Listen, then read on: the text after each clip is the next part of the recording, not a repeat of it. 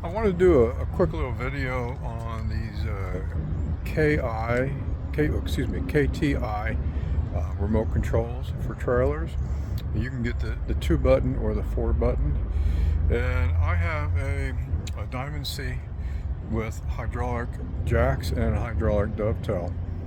So this is a 2023, and now I'm on my third KTI remote control. The first one I had lasted for a year and a half. The second one barely a year, and now I have the third one.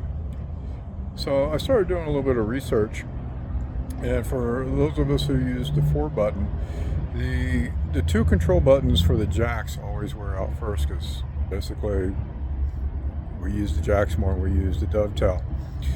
So these things range anywhere from $62 online on up, and plus shipping. So if you find it at a retail store, a trailer supply house, it's going to be about $120 to $140. So this can get expensive, and when these things go out, well, you're stuck. So one time I was at a truck stop. I went in after fueling, used the restroom, get my final receipt. I come out and my jacks are halfway down and my tail is up in the air. I thought somebody was messing with my equipment, but it turns out it was the KTI remote. So that's when I bought a new one. And then when this one didn't last like the other one did, I got to looking into it, and you can rebuild these things. So they say there's a rebuild kit. I've yet to find it, but there is a video out there on how to clean these.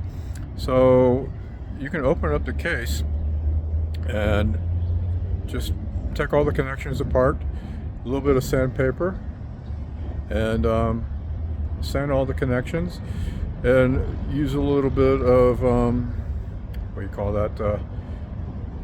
That electrical contact grease that you can put on there, and put it back together. Well, I opened up both of the ones I had. Everything actually looked good in there.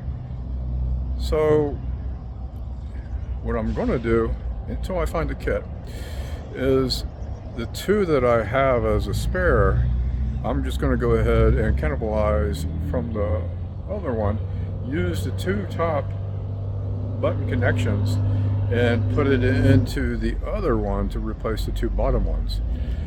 So what I'm talking about, and this is a new one.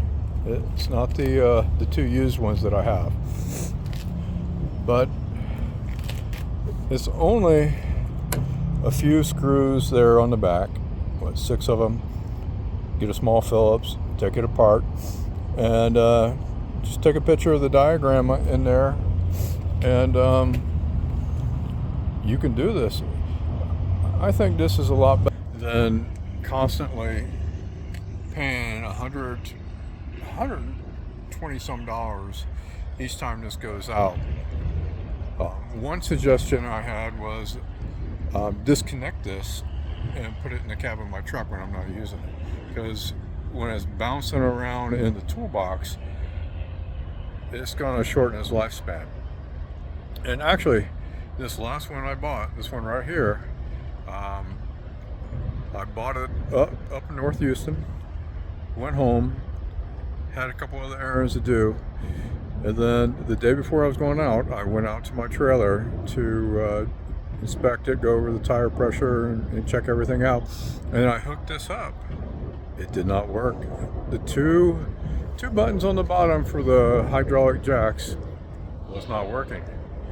So I had to grab it, go back up north, which was a good hour some drive, and they hooked it up to the showroom model they had.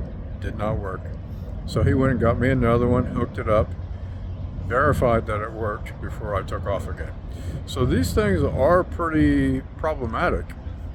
And when you have something that problematic that's operating your dovetail and your hydraulic jacks, if you can't unhook or lower your tail to either offload or onload, that's a problem.